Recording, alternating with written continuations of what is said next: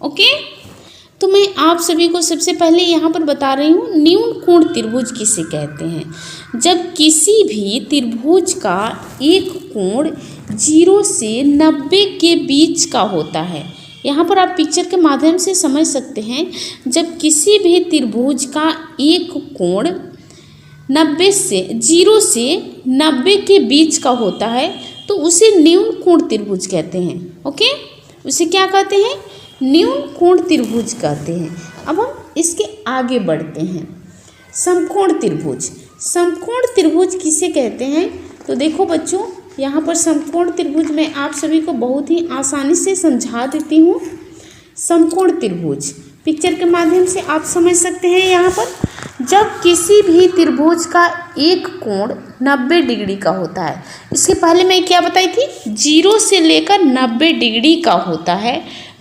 यहाँ पर मैं आप सभी को बता रही हूँ कि जब किसी त्रिभुज का एक कोण 90 डिग्री का होता है तो उसे समकोण त्रिभुज कहते हैं।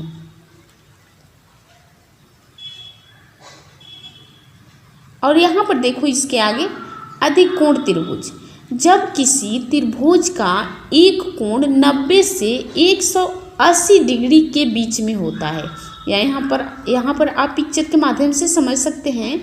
इस त्रिभुज के एक कोण, जब किसी त्रिभुज का एक कोण 90 से 180 के बीच में होता है तो उसे अधिकोण त्रिभुज कहते हैं। जैसे में आप पिक्चर के माध्यम से समझ सकते हैं, यहाँ पर मैंने एक त्रिभुज बनाई है जो कि 90 से 80 के बीच का यहाँ पर कोण बन रहा है, तो इसे क्या कहेंगे?